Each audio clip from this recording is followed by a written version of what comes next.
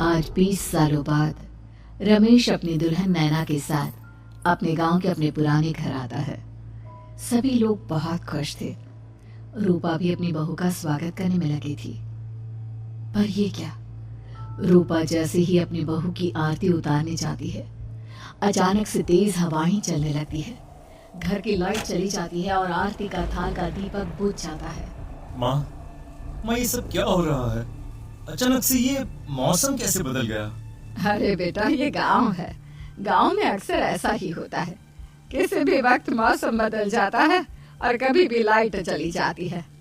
दीपाली बेटा, किचन से मोमबत्तियां तो ले आ। रूपा के कहने पर दीपाली किचन में मोमबत्ती लेने जाती है। लाइट ना होने की वजह से घर में काफी अंधेरा था, इसलिए दीपाली अपने फोन का टॉर्च ऑन करती है और टॉर्च ऑन करते ही उसे महसूस होता है जैसे कोई उसके सामने से गुजरा हो। मुझे ऐसा क्यों महसूस हुआ कि मैंने अभी यहाँ किसी को देखा? क्या सच में यहाँ कोई था या ये सिर्फ मेरा वहम था? अरे दीपाली बेटा, मिले कि नहीं मोमबत्ती? हाँ माँ, बस अभी लाती हूँ। दीपाली सारी बातों को भूलकर मोमबत्ती जलाती है और जैसे ही मोमबत्ती लेकर वापस बाहर जाने के लिए पीछे मुड़ती है तो उसके सामने एक 10 साल की छोटी बच्ची खड़ी होती है। उस बच्ची की एक झलक देखते ही दीपाली डर जाती है और जोर जोर से चिल्लाने लगती है। तभी अचानक से लाइट आ जाती है। दीपाली की आवाज सुनकर शंकर और छोटा भाई पवन उसके पास पहुंचते हैं। क्या हुआ दीपावली बेटा? पापा, मैंने किसी को देखा। दीदी यहाँ पर कोई नहीं है। अंधेरे में वहम हुआ होगा आपको। अब चलो, दरवाजे पर भैया भाभी कब से खड़े हैं। दीपाली भी इसे अपना एक वहम समझकर सबके साथ बाहर चली जाती है, जहां वो लोग अपनी भाभी का स्वागत करते हैं। नैना अपने पैरों से कलश को गिराकर थाल में पैर रखती है और घर के अंदर जाती है। सब घर के अंदर चले जाते हैं। भाभी, मैं आपकी ननद नहीं, आपकी छोटी बहन और फ्रेंड की तरह हूँ। इसलिए कभी भी आपको ये लगे कि भैया आपको सता रहे हैं तो आप उनकी शिकायत मुझसे कर देना। भाभी भैया की शिकायत करे या ना करे, पर मुझसे और माँ से तेरी शिकायत जरूर करेगी। सभी आपस में बैठकर हंसी मजाक कर रहे थे। नैना भी घूंघट किए अपने बिस्तर पर बैठी थी। वो सब आपस में बात कर ही रहे होते हैं कि तभी उन्हें एक अजीब डरावनी आवाज सुनाई देती है और कमरे की खिड़की अपने आप ही खुल जाती है। मुझे इसीलिए गांव पसंद नहीं। गांव में ऐसी ही डरावनी आवाजें आती हैं। मैंने तो सुना है गांव में बहुत सारे भूत भी होते हैं और इस मौसम को पता नहीं क्या हो रहा है। मुझे तो बहुत डर लग रहा है। मैं तो अपने कमरे में जा रही हूँ सोने। बाय भाभी, हम कल बात करेंगे। अब सब अपने कमरे में सोने चले जाते हैं। नैना अपने कमरे में बिल्कुल अकेली थी। कुछ देर बाद रमेश अपने कमरे में आता है और देखता है कि नैना खिड़की के पास खड़ी होकर बाहर की ओर एक टक नजरें लगाकर देख रही थी। क्या हुआ नैना, बाहर क्या देख रही हो? मैं बाहर का मौसम देख रही हूँ रमेश जी। इस मौसम को देखकर ऐसा लग रहा है जैसे आज कोई अपना बदला लेने के लिए आया है। तुम क्या बोल रही हो, मेरी कुछ समझ में नहीं आ रहा। और वैसे भी रात काफी हो चुकी है, अब हमें भी सो जाना चाहिए। चलो। इतना बोलकर रमेश सोने के लिए बिस्तर पर लेट जाता है, पर नैना अब भी खिड़की के पास ही खड़ी होती है। रमेश के सो जाने के बाद नैना अपनी सास के कमरे में जाती है और अपनी सास के पास बैठकर रोने लगती है, जिसे सुन सास की नींद खुल जाती है। बहू, अरे क्या हुआ बहू? तू इतनी रात को यहाँ मेरे कमरे में बैठकर रो क्यों रही है? मम्मी जी, आपने मुझे क्यों नहीं अपनाया? आपको पता है, आपकी वजह से मुझे और मेरे परिवार वालों को गांव वालों के कितने ताने सुनने पड़े। तू मेरी बहू नहीं है? कौन है तू? मम्मी जी, मैं आप ही की बहू हूँ। आपने मुझे अब भी नहीं पहचाना? इतना बोलते ही नैना की आंखें लाल हो जाती हैं। वो जोर जोर से हंसने लगती है। मौसम का रुख बदल जाता है। कमरे की खिड़कियां और दरवाजे अपने आप ही खुलने और बंद होने लगते हैं। देखते ही देखते नैना हवा में उड़ने लगती है और वो अपनी आंखों के इशारे से अपनी सांस को भी हवा में लटका देती है।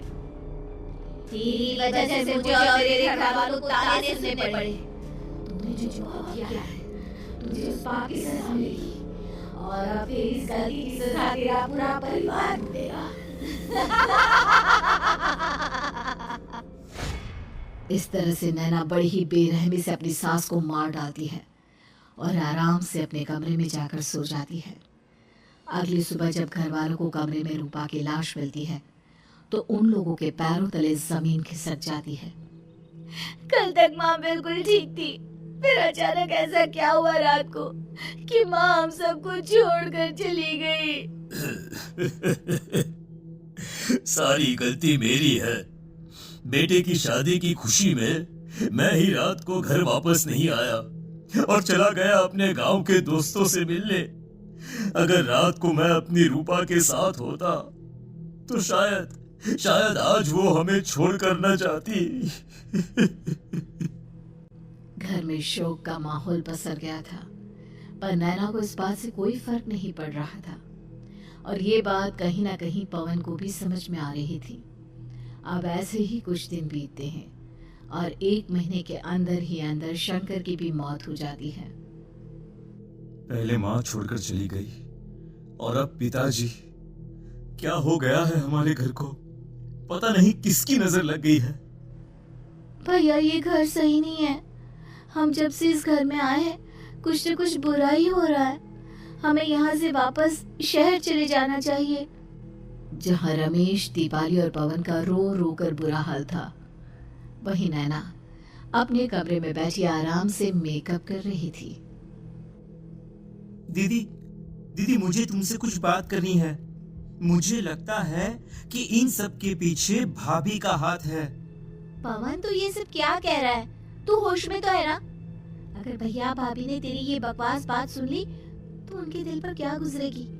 तू भाभी पर इतना बड़ा इल्जाम कैसे लगा सकता है? दीदी आप खुद ही देख लो ना, हम जब से इस घर में आए हैं सब कुछ बदल गया है।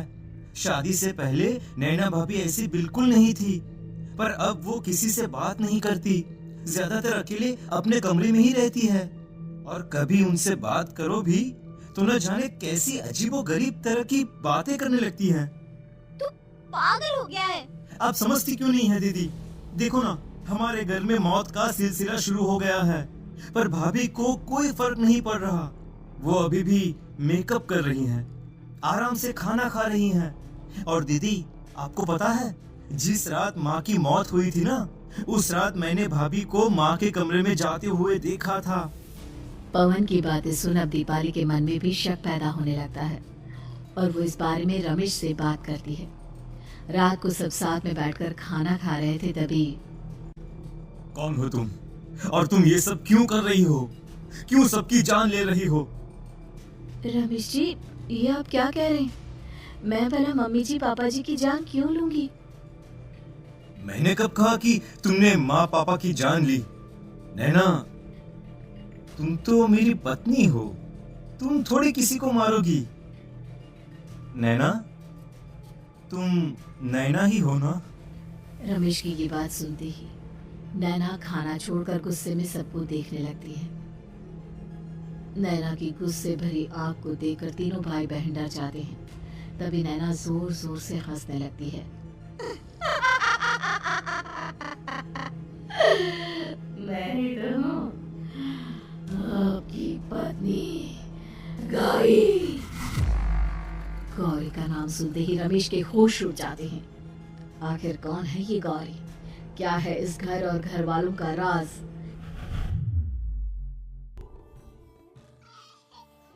हमारे दोनों बच्चे एक साथ कितने अच्छे लग रहे हैं ना? हाँ, कितने अच्छे दोस्त हैं दोनों। बस बड़े होने के बाद भी इनकी ये दोस्ती बनी रहे तो बच्चे कितने खुश रहेंगे। मैं क्या सोच रहा था कि क्यों ना हम अपनी दोस्ती को रिश्तेदारी में बदल दें। मैं अपने बेटे रमेश की शादी तेरी बेटी गौरी से करना चाहता हूँ। इस तरह हमारे बच्चे भी हमेशा साथ रहेंगे और हमारी दोस्ती भी रिश्तेदारी में बदल जाएगी। शंकर की इस बात से उसके दोस्त को बहुत अच्छा लगता है और वो अपनी बेटी की शादी रमेश से करवाने के लिए तैयार हो जाता है। बहुत जल्द दोनों परिवार मिलकर बचपन में ही रमेश और गौरी की शादी करा देते हैं। अरे शंकर, अपने बच्चों की शादी करवा कर हमने अपनी दोस्ती को रिश्तेदारी में बदल तो लिया, पर मैं चाहता हूँ कि अपनी गौरी का गौना 2 साल बाद करूँ, ताकि वो थोड़ी समझदार हो जाए। अरे हाँ हाँ दोस्त, बिल्कुल, हमें कोई दिक्कत नहीं है। इसी तरह समय बीतने लगता है। समय के साथ शंकर का कारोबार तरक्की पकड़ लेता है और 2 साल बाद शंकर अपने पूरे परिवार के साथ शहर में शिफ्ट होने की तैयारी कर लेता है। जब ये खबर उसके दोस्त को पता चलती है तो वो शंकर से बात करने उसके घर जाता है। शंकर, 2 साल पूरे हो चुके हैं और अब तू शहर भी जाने वाला है। मैं सोच रहा था कि तेरे शहर जाने से पहले गौरी का गौना कर दूं, ताकि तू अपनी बहू को अपने साथ लेकर जा सके। ये तो कैसी बातें कर रहा है? रिश्तेदारी बराबरी वालों से होती है, और वैसे भी अब मेरा बेटा या मेरा परिवार कोई भी इस रिश्ते को नहीं मानता। ये तू कैसी बातें कर रहा है दोस्त? जब हमने अपने बच्चों की शादी करवाई थी तब हम दोनों ही एक बराबर थे। पिछले 2 साल में तेरा कारोबार थोड़ा सा अच्छा क्या चल गया तो पुराने रिश्ते ही तोड़ देगा। देख भाई, ऐसा मत कर। अगर तूने मेरी बेटी को अपनी बहू के रूप में नहीं अपनाया तो कोई भी मेरी बच्ची से शादी नहीं करेगा। अरे उसकी जिंदगी बर्बाद हो जाएगी। यार देख, वैसे भी बाल विवाह तो कानून मान्यता नहीं देता, फिर मैं कैसे दे दूं? तू अपनी बेटी के बड़े होने पर उसकी शादी किसी दूसरे लड़के से करवा देना। वैसे भी तब तक ना उसे और ना ही गांव वालों को ये बात याद रहेगी। मेरे बेटे को बख्श दे मेरे भाई। इस तरह से शंकर अपने दोस्त के परिवार और गौरी को गांव वालों के ताने सुनने और जिल्लत से भरी जिंदगी जीने के लिए छोड़ अपने परिवार वालों के साथ शहर चला जाता है। अरे इनकी गोरी में ही कोई दोष होगा, तभी तो लड़के वालों ने इनकी बेटी को अपनी बहू के रूप में नहीं अपनाया और उसको यहाँ छोड़कर शहर चले गए। अब कौन थामेगा इसी लड़की का हाथ? अरे पता नहीं कैसा आदमी है जो गांव वालों के इतने ताने सुनकर भी सर उठाकर गांव में चल रहा है। अरे अगर मेरी बेटी के साथ ऐसा हुआ होता ना तो मैं तो शर्म के मारे मर ही जाता। हाँ, दिन रात लोगों की नजरों में अपने लिए ग्रहण देख और सबके ताने सुन सुन अब गौरी के पिता हिम्मत हारने लगते हैं और एक रात गौरी के माता पिता खुदकुशी कर लेते हैं। ये सदमा गौरी भी सहन नहीं कर पाती और उसकी भी मृत्यु हो जाती है। तुम्हारे परिवार की वजह से हम लोगों ने अपनी इज्जत और जान गंवाई। इसका बदला तो तुम्हें चुकाना पड़ेगा, वो भी अपनी जान लेकर। हंसते हुए अब नैना हवा में उड़ने लगती है। नैना अब पूरी तरह से बदल चुकी थी। गौरी की आत्मा उसके शरीर पर हावी हो चुकी थी। उसकी आंखें सफेद, पैर उल्टे, चेहरा काला और बाल बिखर गए थे। अब गौरी अपनी शैतानी शक्तियों से घर के हर कोने को अपने काबू में कर लेती है और सीधी दीवार पर जाकर चिपक जाती है। मुझे अपना बदला चाहिए। बदला लूंगी मैं तुम सबको खत्म कर दूंगी। गौरी इतनी तेज चिल्ला रही होती है कि उसकी आवाज से घर के सारे कांच टूट जाते हैं। सामान इधर उधर गिरने लगता है और ये सब देखकर तीनों भाई बहन के होश उड़ जाते हैं। बचाओ, भागो, भागो। उन तीनों को अपनी जान बचाने के लिए यहाँ से वहाँ भागता देख गौरी जोर जोर से हंसने लगती है। तभी दीपाली घर से बाहर निकलने लगती है, जिसे देख गौरी गुस्से में अपनी शक्तियों से तुरंत घर का दरवाजा बंद कर दीपाली को हवा में उड़ा देती है। बाहर भागी, मुझसे बचकर भागना चाहती है? कोई नहीं बचेगा, आज तुम सब मरने वाले हो। अचानक घर में भूतिया आवाजें गूंजने लगती है, तेज हवाएं चलने लगती हैं। सोफा, टेबल, कुर्सी सब हवा में उड़ने लगता है। ये सब देखकर रमेश, दीपाली और पवन की रूह कांप जाती है। घर में ये सब होते हुए और अपनी बहन को हवा में उड़ते हुए देख रमेश और पवन को भी समझ में नहीं आ रहा था कि वो क्या करे, कैसे अपनी जान बचाए। इतने में गौरी अपनी आंखें दीपाली की तरफ करती है और अपनी शैतानी शक्तियों से उसका गला दबाने लगती है। भागने का बहुत शौक है ना, अब मैं तुझे इस दुनिया से ही भगा दूंगी। इतना बोलकर गौरी दीपाली को उठाकर फेंक देती है और दीपाली दीवार से टकराकर नीचे गिर जाती है। दीपाली के पूरे शरीर में चोट के निशान होते हैं और वो उठ भी नहीं पाती। दोनों भाई भागते हुए अपनी बहन के पास जाते हैं। ये तो बस शुरुआत है, मैं तुम तीनों को मारूंगी। अरे अरे पर हमने क्या किया है? हम तीनों भाई बहन तो निर्दोष हैं। गलती तो हमारे माता पिता ने की थी और उन्हें तुम पहले ही मार चुकी हो, फिर हमारे पीछे क्यों पड़ी हो? पवन के इतना बोलते ही गौरी एक हवा के झोंके की तरह उसके पास आती है और उसका गला पकड़कर उसे हवा में उठा देती है और रमेश को गुस्से भरी नजरों से देखती है। गलती मेरे परिवार की नहीं थी, बरखर को होना पड़ा। मैं किसी को नहीं छोड़ूंगी। गौरी पवन को हवा में उछाल देती है, जिस पर कमरे की छत से टकराकर जमीन पर आकर वो गिरता है। उसके सर और शरीर पर जगह जगह चोट लग जाती है और खून बहने लगता है, जिसे देख अब रमेश से चुप नहीं रहा जाता। गौरी, तुम्हारा गुनहगार मैं हूँ। तुम्हारी शादी मुझसे हुई थी। अगर तुम्हें बदला चाहिए तो मुझसे लो। मेरे भाई बहन को छोड़ दो। तुम मुझे मार दो। मरना तो सबको पड़ेगा। अरे पर इसमें उन दोनों की कोई गलती नहीं है। प्लीज, मैं मानता हूँ कि तुम और तुम्हारे परिवार के साथ जो कुछ भी हुआ वो गलत था, पर गौरी, मैं प्लीज मेरे भाई बहन को छोड़ दो। उन्हें तो इस बात के बारे में कुछ भी पता नहीं है। उनका इस सबसे कोई लेना देना नहीं है। तुम और तुम्हारा परिवार यही चाहता था ना कि मैं तुम्हें अपना लूं। उस समय मैं बच्चा था। मेरे पास इतनी समझ नहीं थी, पर आज मैं तुम्हें तुम्हारे इसी रूप में अपनाता हूँ। मेरे साथ जो करना है कर लो, बस मेरे भाई बहन की जान बख्श दो उनकी जान।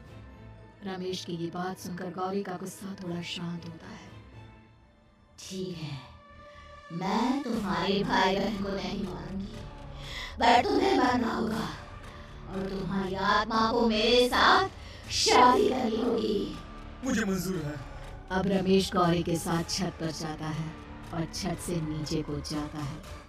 रमेश के मरते ही गौरी उसकी आत्मा को अपने साथ ले जाती है और इस तरह से रमेश खुद मरकर अपने भाई बहन को बचा लेता है।